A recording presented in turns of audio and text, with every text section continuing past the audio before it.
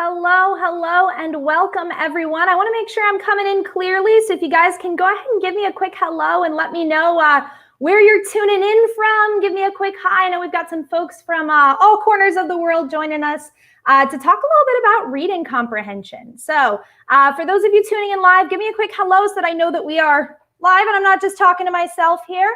I've got a lot of good stuff to chat with you guys today about.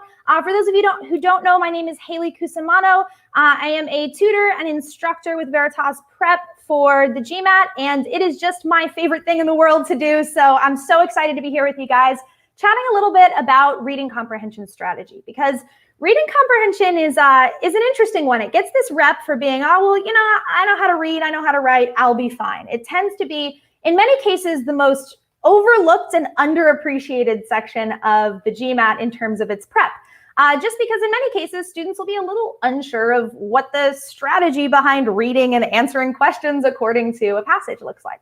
But we're going to take 3 sessions worth of conversation to go ahead and clarify what I would argue the approach should look like around thinking about and tackling various reading comprehension passages and their corresponding questions. So as we move through, as I mentioned, this is live, so feel free to chime in and ask questions as you have them, and we will go from there. So we've got a lot of good stuff to tackle. Today's passage is going to be about at the medium level, so I'm going with about a 650-ish level passage, give or take. But it's one of my favorites because it really introduces us to the idea of where students can go really right when they read the passage for the right components, but in many cases they can go really wrong, even at a fairly foundational level, if they're reading for the wrong stuff. So you may have noticed the title of today's session, and what we're going to be talking about is essentially reading for why the information is there, rather than over-prioritizing the what behind it, over-prioritizing the facts and the figures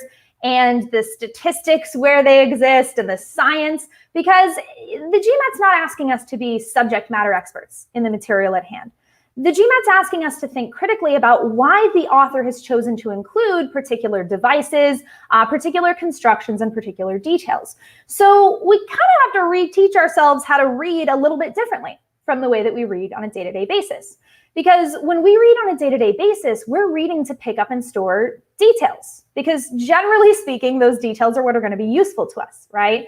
We're picking up the elements of a recipe, or the names and dates in an email, or the details out of, say, a textbook or a text message. Even as you guys are walking through this lesson with me today, you may find that you're taking notes on the details of the lesson, right? But in the context of the GMAT, it's not particularly helpful to pick up and store details because they're there, they're in front of us. It's an open book test in that regard. So instead, we want to learn to read for why the information is there, more so than just what the information is saying. Because if we can pick up and absorb why each detail is there, we're going to be able to build why the details are there into why the paragraph is there. And at that point, we can build why the paragraph is there into why the passage as a whole has been included. And that allows us to really efficiently tackle big picture questions. So things like the primary purpose, the main idea, what the author might agree or disagree with. And it leaves us with enough time and enough of a mental outline that we can refer back to the details on that detail-driven stuff. So we're going to read for the why rather than for the what in the context of a quick example passage. And as I mentioned, as you guys have questions, feel free to ask in the chat. If I don't get to it immediately, it's because I plan to have us chat about it at the close of today's session. I'm planning on about 15 minutes or so of Q&A, so as you guys have questions, definitely feel free to ask, whether they relate directly to the passage we'll be reviewing or more toward the bigger picture. But I am going to allow you guys to just kind of lead the way through a passage here so that you're able to walk through the process of trying to identify the why behind each paragraph, so that you can physically pause at the close of each paragraph and say, all right, well, why was the paragraph here? Why did the author choose to include it, right? What would be missing if we took it away? And we can build that into why the passage as a whole has been included. And we'll see how that allows us to shift really nicely into the corresponding questions. Now, a few things to keep in mind along the way. When we're looking for elements that will allow us to better interpret the passage, to better understand the passage, particularly if we happen to be seeing a passage that doesn't necessarily spark our interest a little bit later on in your practice, in your prep, or on test day, which I've got some opinions that I'd be happy to share with you guys around order selection, where you have it available to you and all that jazz. But essentially, what we want to aim to do is we want to make sure that we've got some guiding language that can let us know, hey, this is probably something that's big picture, something that's worth taking some time to really dig into, versus, all right, well, this is going to be a detail or a supporting example, and I want to know why they've chosen to include that supporting example, but the what of it all, I can refer back to if I'm asked about it. And since we'll only be seeing maybe 3 or 4 questions on any given passages, well, there are going to be a whole bunch of details in here that we're never asked about and that do not become relevant. So we don't want to waste our time digging in and becoming experts at the science or the field of history at play. And in fact, as one more final note, I'd actually argue that the students I've worked with one-on-one who have happened to know a lot about the particular field of history or science or what have you that has been tested, it's way more often worked to their disadvantage than it has to their advantage. I've seen way more scenarios where students will say, oh yeah, I know a little something about this field of science or this period in history, and they're tempted to let that outside information into play. We want to make sure we're avoiding that. Oh yeah, happy to talk resources. I'm going to pin that question until we get to the close of today's session, and we can talk a little bit about resources and how to study effectively for reading comprehension, because there's nothing worse than just rolling through the material, trying to get as much exposure to passages and as much exposure to practice as possible. It has a lot of really great benefits, but we want to make sure that we're gleaning as much as we can from every single bit of practice that we do. So it'll sound pretty cheesy, and probably a lot of what I'll have to say today will sound a little cheesy. We want to be reading for why and not for what. And we need to be reflecting on the why as well, right? So why did I run into trouble on that question? Why did I find this particular passage more challenging? Why, what was it about the wrong answer that convinced me? And why was the correct answer not something that stood out to me, right? In terms of adaptability, within the passage, you will see the structure or the set of questions corresponding to that particular passage, but verbal does as a whole adapt. So you won't see, let's say you feel really, really super comfortable with critical reasoning and sentence correction, but reading comprehension just isn't your jam.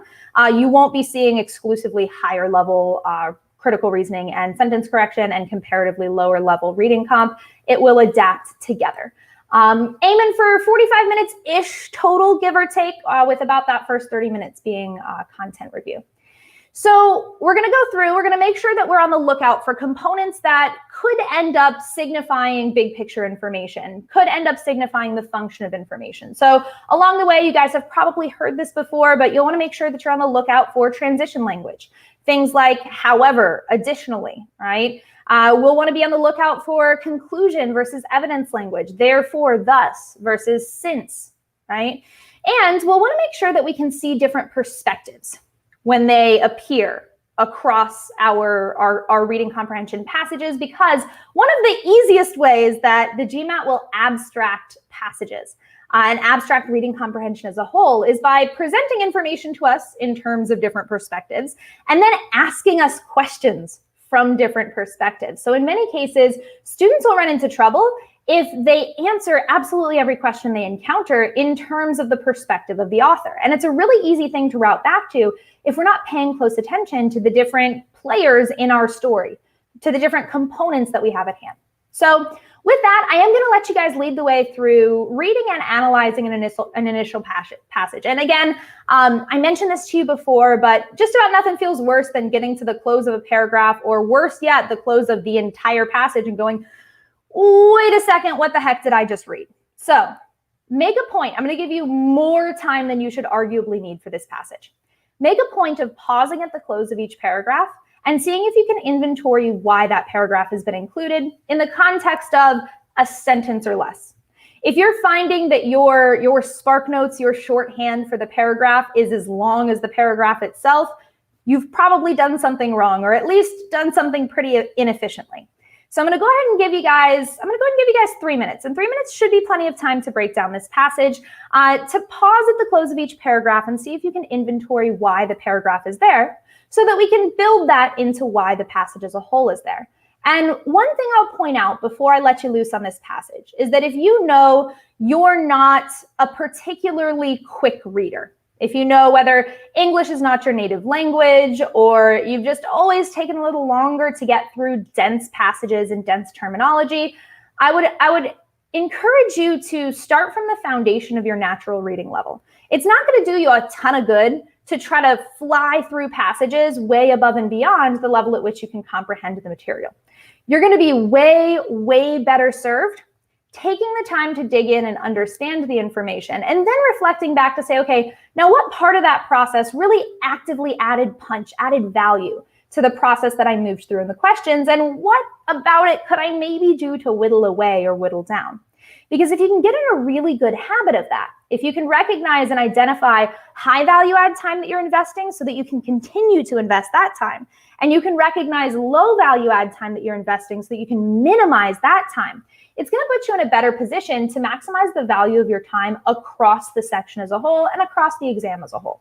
So I'd encourage you, if it takes you a little longer to dig in initially, don't sweat it. Don't let it stress you out. Take the time to break down the information and then go back and say, all right, now, where did I sink a bunch of time into breaking down a scientific process or a detail that I just don't need to on test day? So with that, I'm going to introduce you guys to what is arguably my favorite medium-ish level passage. All the passages we'll be moving through over the course of this series will be official passages, will be among just my favorite official passages that appear. There's a very particular reason I've had us start out with this one, despite the fact that, as I mentioned, it's about a 650 level passage. So we're going to get the foundations built, and then I'm going to dig us into some really tough stuff in the next 2 lessons that I think will be a lot of fun. So with that, I'm going to go ahead and share my screen with you so you guys can go ahead and take a look here at the very first passage we've got going. And with that, I'm going to leave you be. I'm going to give you guys 3 minutes to see if you can dig in. If the passage is familiar to you, try to walk through the process again. There's a lot of value add in that as well. And pause at the close of each paragraph to see if you can address, okay, why is this paragraph here? What is it doing? So that we can build together into why the passage as a whole is here. So go ahead and take 3 minutes, and then we will return to chat through passage process together.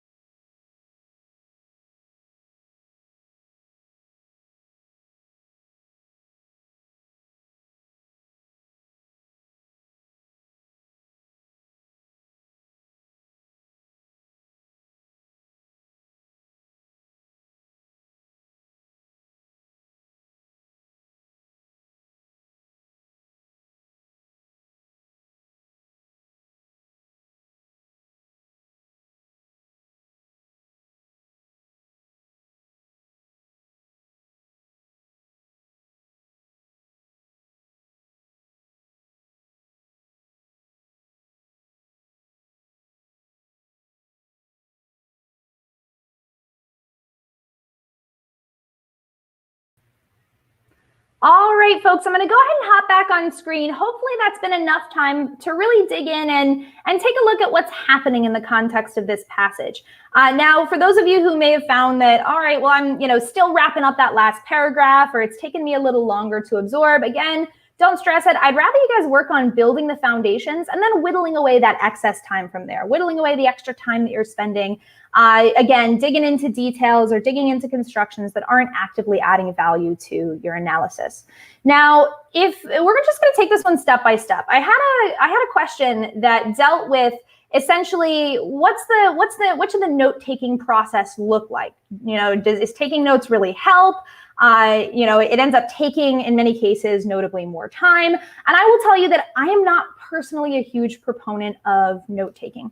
I find that for most students, it tends to add a lot more time than it adds value. And the reason for that is because, like the way we read, in many cases, the way that we break down and note take tends to be pretty detail-driven and detail-focused. Now, if you can get in the habit of using a couple of words worth of shorthand to address the why behind that paragraph, and you find that organizing that visually keeps from having to use the brain space, the mental power to walk through that process, well, then I think that's absolutely fine. And I think that's probably a pretty value add process. So there is not necessarily a one size fits all. However, if your note taking extends beyond a few words worth of paragraph 1 dash, here's the perspective, or here's the intention, or here's the why behind it, paragraph 2 dash, and again, just a few words to encompass that.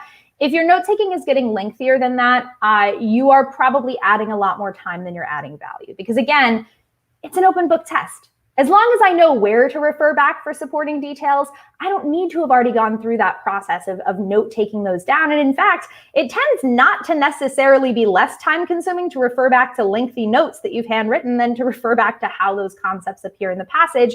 And it keeps you from running into one of the biggest and most overlooked mistakes that comes up in GMAT verbal, and it is paraphrasing away the meaning. All the time, students will be very well-intentioned in their note-taking or in their analysis for critical reasoning, but they'll paraphrase away the flaw or the component or the meaning at play. And when we do that, in many cases, we'll fall into pitfalls that we don't even see coming in the corresponding question. So I would say try to stick with the analysis of the passage and mentally walk through the process of why and the context of just a quick small blurb internally. If it's helpful for you to annotate that blurb, that's perfectly fine. I'll go ahead and do so just to show you guys. For the course of today, you'll get to see my awesome handwriting in the process. But I will say it should be no more than a couple of words if you do choose to note take along the way. So let's talk a little bit about this. We've got our modern multinational corporation. We've dug in paragraph 1 to do what? To accomplish what? Why is paragraph 1 there? What's it doing? In just the context of a couple of words. I want to hear from you guys here. And for those of you who joined a little bit later, I did go ahead and toss the link to the passage in the chat as well. So if you're finding you're having difficulty at all reading it on screen, particularly as we've got this new layout going, definitely feel free to check it out there as well. So what's happening in this passage? What's happening in paragraph 1? Why is paragraph 1 there? I want to hear from you guys on this note, those of you who are joining me live. Well, we've got all this information about modern multinationals and 19th century inventions and 16th and 17th century chartered trading companies.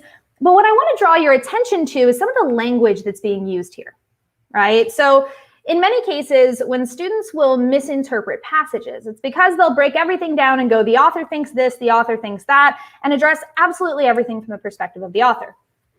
But let me ask you this. We'll go a little more short response.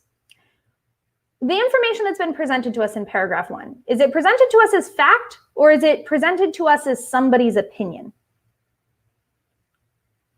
This is interesting because there's a lot of factual looking information here, right?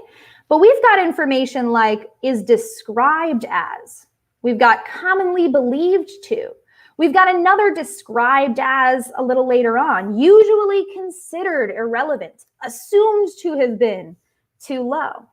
So we've got this initial paragraph that seems to be introducing the facts and laying out the facts and setting up the historical context, to your point, Bharat, but this isn't being presented to us as fact. This is somebody's opinion. And it's definitely not the author's opinion, because the author begins paragraph 2 by saying, in reality, however.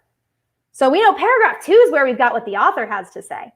So in this case, our first paragraph presents us with what we call the commonly held belief, what most people currently have to say about or think about a particular topic, right? So paragraph 1 here introduces us to the commonly held belief. So we've got the common belief. Now, what is that common belief? What is it that in paragraph 2, we're gonna shift gears and the author is going to contrast? Ooh, good. So modern multinationals, that's perfect, Nazmo. Yeah, so modern multinationals and their origin. So modern multinationals originated, and these early chartered trading companies are irrelevant. So we've got the commonly held belief, handwriting aside, that modern multinationals originated in the 19th century, right? Early chartered trading companies are usually considered irrelevant. So we've gotten just about everything we need from paragraph 1. Again, if we're digging further into the details of what inventions are used to support this idea and to support the commonly held belief, we've taken things too far. We want to have read it. There certainly, I would argue, isn't a what we'll call true skimming method that I would find to be particularly helpful for a test like the GMAT. It works in some cases and some other standardized tests for some people. It's just probably not your best bet in the context of the GMAT, but if we can get a sense of the big picture, we're good, we're ready to roll. So now let's talk about paragraph 2, where we've got in reality, however. I've already kind of given away, all right, now we're shifting gears into what the author has to say. So what is the author saying in paragraph 2?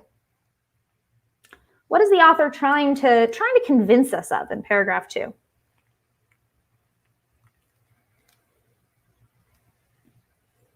And again, if you're going to note take, should not be notably more dense than the couple of words or even the shorthand for the couple of words. Whether your shorthand looks a little different, again, as long as you can refer back to it as you go, should not be more wordy than what we've got on screen. So in reality, however, and then we go on to express a whole bunch of supporting examples for how these early chartered trading companies did interesting stuff that was high volume and that was technologically advanced and that had all of this stuff going for it. We've got a whole bunch of for examples and for instances along the way. So JC's exactly right. Paragraph 2, specifically what they are contrasting or disagreeing with about paragraph 1 is paragraph 2 is saying, well, wait a second, no, they're not irrelevant. Here's why, right? So now we've got the author saying these early chartered trading companies, they're not irrelevant. Here's why. And again, the actual details or support for why they're not irrelevant, we know to find them in paragraph 2. If we've got something that asks us about volume of transactions or Hudson's Bay Company or all the other stuff that we've got going on in paragraph 2, we know where to find it. So we're good. We're done. Yeah. So how about in paragraph 3? What's happening in the context of paragraph 3? So we begin by saying the early trading companies did differ strikingly. So we've still got the author's perspective going on here, but what's the author doing in paragraph 3? Why is it here?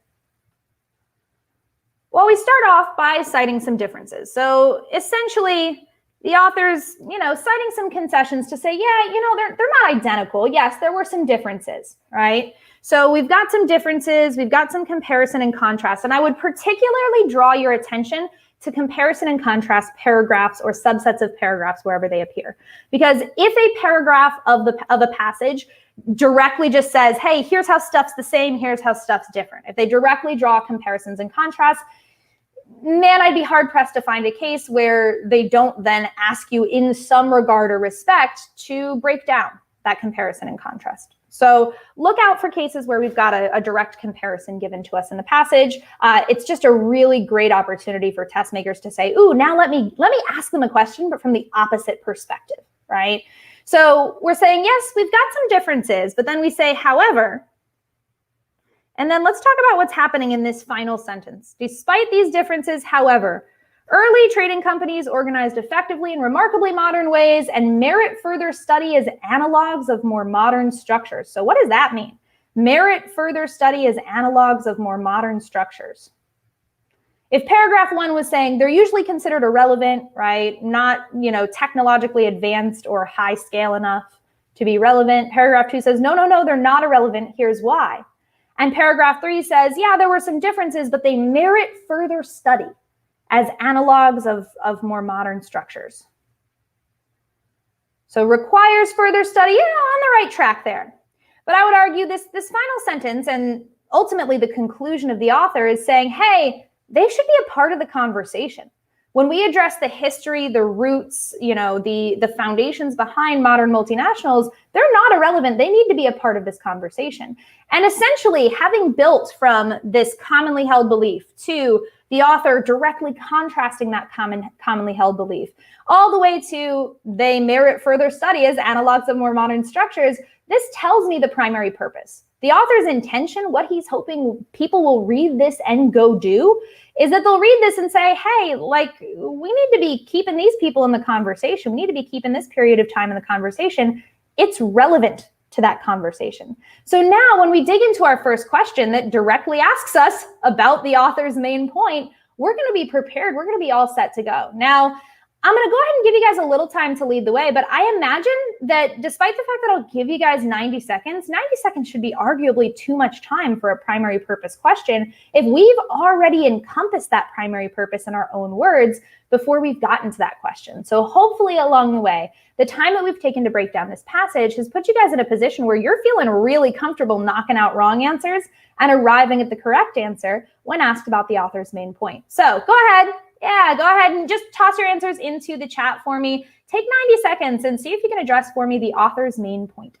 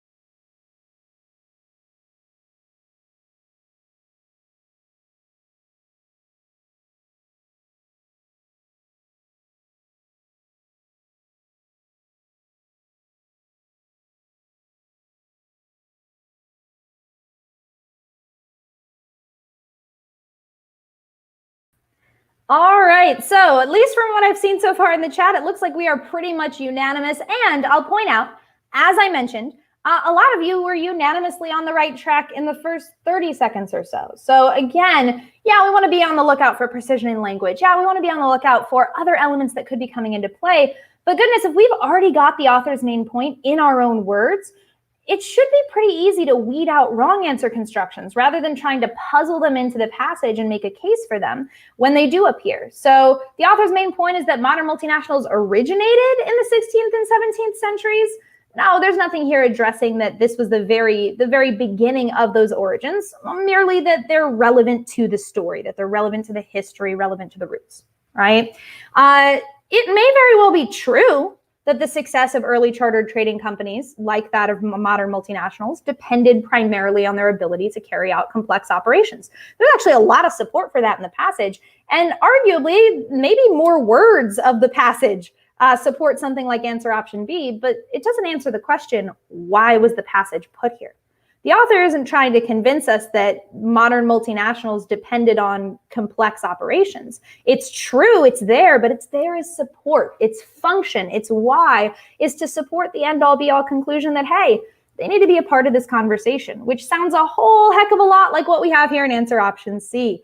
early charter trading companies should be more seriously considered by scholars studying the origins. Now, you guys were unanimously on the right track. C is our correct answer here, but let's go ahead and take a moment to rule out answer options D and E, because D doesn't sound too far off from what we just mentioned about answer option C. Scholars are quite mistaken concerning the origins of modern multinationals. Now, here's where tone can help indicate quite a bit to us. Is the author trying to claim that scholars are quite mistaken concerning the origins? No, we need a completely different tone in order for something like answer choice D to be viable for us. They're not suggesting that scholars are quite mistaken, but just that they've missed a piece of the puzzle. They've missed a portion of that history, and they should be considering something a little more seriously or a little more primarily, right? And yeah, we've got some similarities listed between the management structures of early trading companies and of modern multinationals, but we've also listed a pretty decent handful of differences. And even if we hadn't, this doesn't encompass why the author has authored this passage. So again, the idea here is, yes, we want to be question focused. We don't want to waste our time on details that may or may not become relevant in the context of the passage. But if we take a little more time on the front end to break down and understand why the passage has been included, it's going to put us in a really great position to move more efficiently through each and every question type, right, that we address. And it's going to put us in a position to recognize wrong answer constructions rather than trying to puzzle them in or make a case for them. And I would argue in many cases that can actually leave us more efficient in the long run of the passage. So let's go ahead and talk a little bit about question 2. We're going to just kind of roll through these step by step. I've got 4 questions for us here that I want us to tackle. So once again, I'm going to give you guys a little time to dig in on your own. Go ahead and take a little more time than you should need. Go ahead and take 90 seconds here, and then we're going to talk through it together.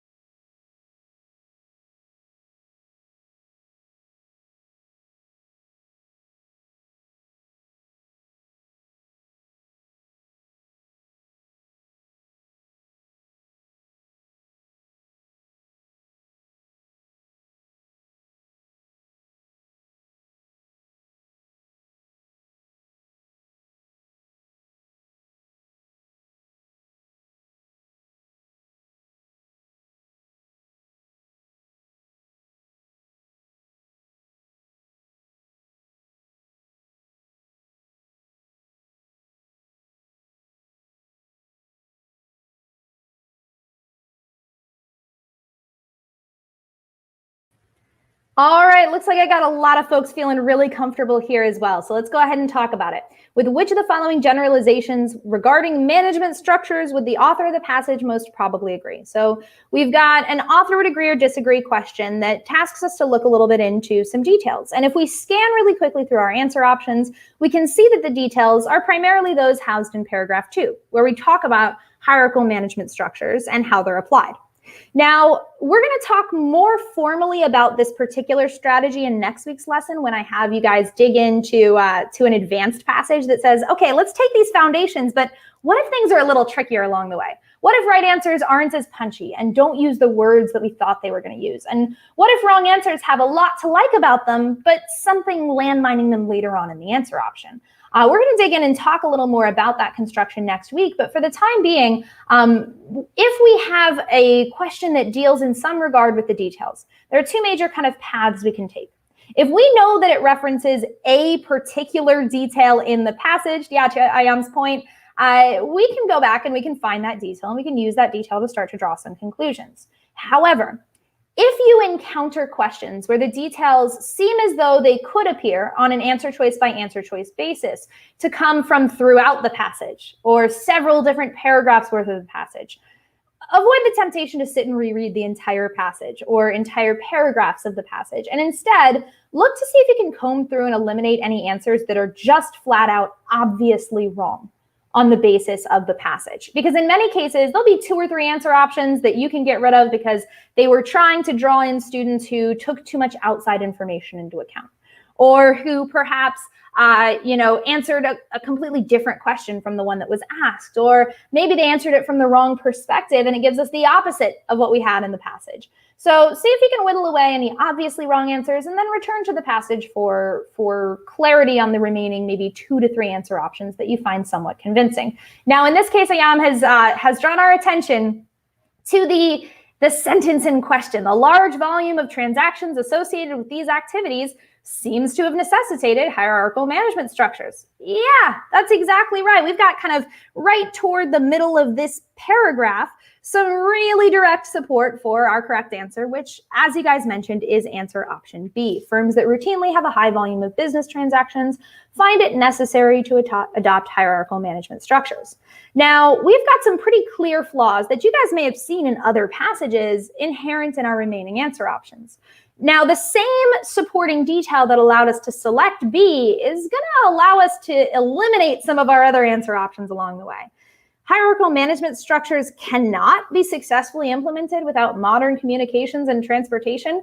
Paragraph 2 is literally all about the situations where they did so without those modern communications and transportation. And D presents us with another wrong answer construction that comes up a whole bunch. Modern multinationals with a relatively small volume don't or usually do not have hierarchies.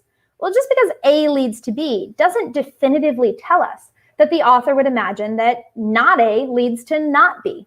Just because high volume seems to necessitate hierarchies doesn't mean that low volume would never have them. So we can definitely get rid of this guy here. And even if we had an example in which companies adopted hierarchical management structures to facilitate expansion into foreign trade, usually do so, that's too extreme. That doesn't align with the language that we've been given in the passage. Just because it's given as an example doesn't necessarily mean it's the usual case, nor do we know that they are the most efficient structures. Now, extreme language gets a bad rep for being universally incorrect. It's not universally incorrect. There is definitely something to be said for the fact that extreme language very often appears in wrong answer types because it'll take an idea that was on the right track just too far, right? It'll just take it too far. But instead here, we want to take a step back and say, okay, most efficient, unless they've clearly given us the support that allows us to draw the conclusion of most efficient, it's not a viable answer option for us. So be suspicious of extreme language when it appears in your answer options because it needs to align with equally extreme, punchy language or meaning that exists in the passage. So if you have any questions for me there, let me know. These first 2 questions should have been quite straightforward if we were effectively tackling the information that we had in the passage, right? Again, as I mentioned, it should set us up to move really, really efficiently through corresponding questions that deal with things like author's main point or what the author would agree or disagree with. And you guys showed that today. So let's go ahead and move into just 2 more questions in the context of this passage. I want to let you guys go ahead and lead the way through question 3 that asks us, the passage suggests that modern multinationals differ from early chartered trading companies in that. I'd look at this word differ and I'd go, where is this trying to point us to, right? Ooh, great point, Cole. Let's go ahead and pop back to that really quickly. So answer option B has the word necessary in it, which is extreme. Yeah, sure it is, or it could be, right? But saying that firms that routinely have a high volume of business transactions find it necessary to adopt hierarchical management structures is somewhat extreme language that aligns with the meaning, with the punch, with the context that tells us in the passage that the large volume of transactions associated with these activities seems to have necessitated. So we've got that term necessitated that gives us that equally punchy language in paragraph 2 that allows us to draw the conclusion in answer option B. So yeah, be suspicious of extreme language. If you're down to 2 answer options and you need to just make an educated punt and move forward, maybe don't choose the option with abundantly extreme language if you can't find the support for that language. But it isn't wrong 100% of the time, and it's a really big misconception that students will run into when they're dealing with RC and CR error types. So let's go ahead and pop back over here and talk a little bit about how the passage suggests that modern multinationals differ from early chartered trading companies. I'm going to let you guys loose on this one on its own, and then the final question we're just going to talk through together. So this is the last opportunity I'm going to give you guys. Take 90 seconds. If you've got a little extra time, go ahead and start to take a look at question 4, and then we're going to resume and talk through question 3, and then address question 4 together.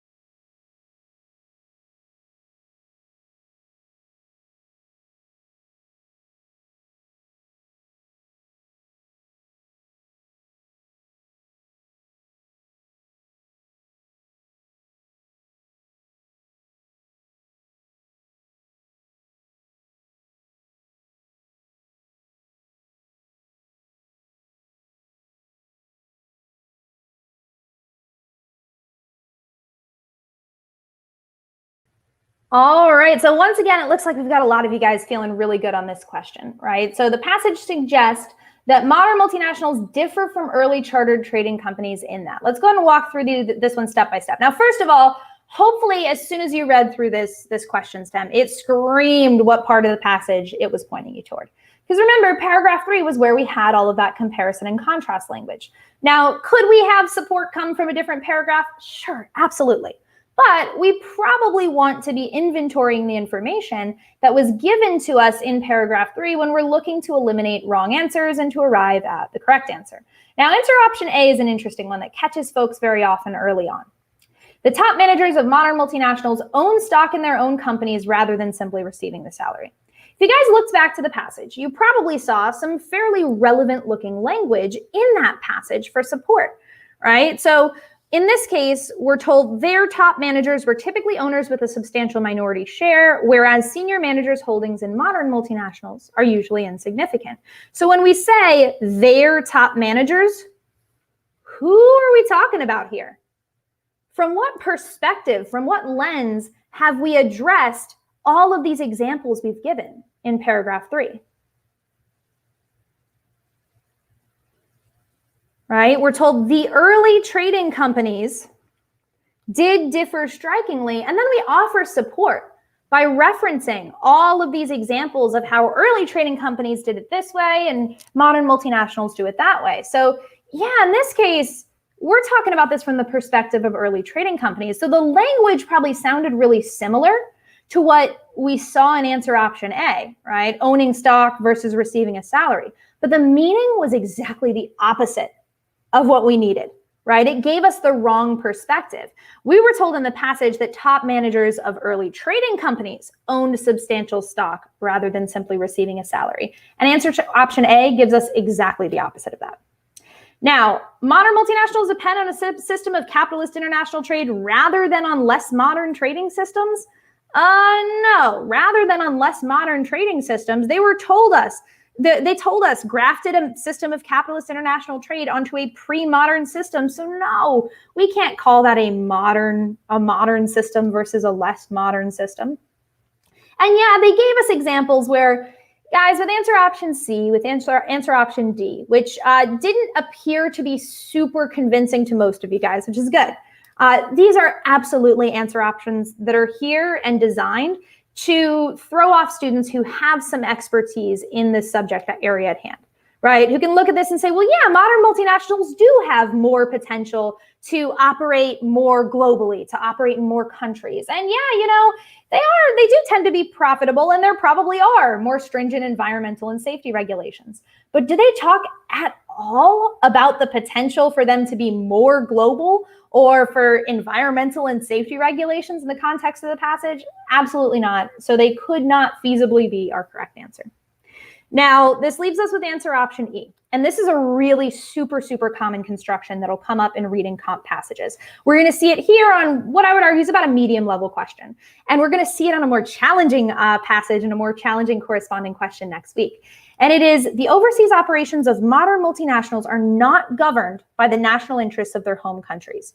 Well, in the passage, we're told they, again, we want to keep in mind who they is. They depended heavily on the national governments of their countries and thus characteristically acted abroad to promote national interests. So in many cases, on cause-effect questions, on comparison and contrast questions, any of these constructions where they pit two components against one another, they're going to give us that information in the context of the passage one way, and then they're going to ask us from the opposite perspective. So here, if we know that early trading companies differed because they, the early trading companies, depended heavily on the national governments of their home countries, well then what can we conclude about modern multinationals?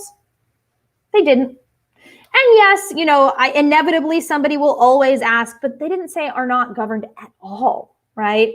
I would have loved for answer choice E to have said something like are not heavily governed or not as governed. But if we're drawing a direct contrast, right? If we're contrasting these directly, and we're told in the passage that early chartered trading companies are different because they did, the only even remotely aligned answer option here is answer option E that says, well, then modern multinationals didn't. Now, I do want us to take just a moment on this last question together, and then we'll go ahead and wrap things up for today's lesson. Don't worry, I've got plenty more coming your way in the next 2 weeks worth of lessons. We're scheduled to run 2 more of these exactly the same time, exactly the same day. So over the course of the next couple of Saturdays, I hope to see you guys back then. Let's go ahead and take a look at question 4. According to the passage, early chartered trading companies are usually described as, I had a couple of folks dig in with question 4. So go ahead and talk to me in the chat if you've got any thoughts on, if you had the opportunity to read through question 4. Because hopefully you've seen where the GMAT is trying to throw students off with this particular question. According to the passage, early trading companies are usually described as, now we've got a little bit of difference of opinions. So let me ask you this, whose opinion are we looking for here in question 4? Whose perspective has question 4 asked us for? Has it asked us for the author's perspective? Has it asked us what the author thinks about the relevancy or the details of early chartered trading companies? Usually described as. This question hasn't asked us for the perspective of the author. It's asked us for that commonly held belief we talked about in paragraph 1, which means, yep, now we've got everybody shifting gears. According to that commonly held belief, well, they're usually described as irrelevant. We have that really front and center in the passage here. Early chartered trading companies, 16th and 17th century chartered trading companies, are usually considered irrelevant to this discussion. It was absolutely a trap, right? So in this case, if we route too heavily into kind of our go-to tendencies or pattern recognition on questions, and we answer everything from the perspective of the author, we'll trip up on questions that essentially are not terribly high-level questions. Again, this is about a medium-level passage, but that can challenge students who are moving a little too quickly and not paying close enough attention to details like the perspectives that appear in the passage, the contrast and continuation language, and cases where they've kept a lot of the wording, but they've shifted around the meaning on us. So yeah, if you enjoyed the little bit of trap answer construction happening in question 4, please rejoin me next week. I have what is arguably my all-time favorite RC passage. It's a tough one, but there's a lot of really cool stuff to learn from it that we're going to be talking about in a week. But essentially, and again, for those of you who were caught up on answer options B, C, D, or E, hopefully clarifying that we weren't looking for the author's perspective, knocked those answers out right off the bat. Interesting, but ultimately too unusual, just is way off topic here. And analogs of 19th century trading firms, definitely not. Even arguably, that would be strange if we were looking for the author's perspective. A lot of folks will choose D if they misinterpret this as the perspective of the author. An important national institution seems to align with the detail in paragraph 3, but again, that's not what we were given when we were asked about, when we were introduced to that commonly held belief in paragraph 1. So you guys have the passage there for you to be able to dig into. So again, why not answer option D? So it's not answer option D because answer option D does not align with how they are usually described. Usually described as asks us for that commonly held belief that we were introduced to in paragraph 1. And the commonly held belief, what most people think about the particular topic, isn't that they were very early forms of the modern multinational. It's that they were irrelevant, that they weren't large scale or technologically advanced enough or you know, important to the history or the roots of modern multinationals. So hopefully that clarifies. You guys have the passage link, and I can toss it in the comments as well if you guys would like to go ahead and dig back in and rework any of the constructions. But yeah, answer choice D is problematic because it's the author's argument, and that just wasn't what the question asked us for. Very, very often, passages will create really convincing constructions when they ask us something and then they give us an answer option that is true and supported by the passage, but doesn't answer the question that we were asked. So just something being supported by context we were given in the passage isn't a saving grace for us. We need to make sure we're answering the question that we've been asked here. So with all of that in mind, I'm going to go ahead and round things off for today's lesson. If you guys have any quick thoughts for me or questions, we are coming up on the hour mark, so I have relatively little time for Q&A today. We'll have plenty of time to continue to dive into that Q&A as we move through our additional lessons. I've got 2 more of these set up. But feel free to jump in if you've got anything that I can address really quickly for you. If I don't get to it now, feel free to toss a question into the chat if you'd like. So whether it's in the chat functionality now or posting a comment for those of you guys who are coming back and watching this video at a later time, I'll be sure to jump back in and address any of those questions that you have for me, or you're welcome to find me on GMAT Club or elsewhere with any of these questions as well. So for the time being, thank you guys so much for joining me for the first of my 3-part installment around reading comprehension strategy. I know it was pretty quick and to the point. We'll be able to delve a little further into some question structures and in particular, some wrong answer constructions that frequently appear on GMAT RC when we get to next week's lesson, where we're going to be digging in and saying, hey, here's what happens on advanced passages. Here's where we want to go on those advanced passages. Great question. Just one more time. I hesitate to give a particular time benchmark in terms of your analysis of the reading passage. You'll see a lot of different places like, oh, it should be around 90 seconds or under 2 minutes.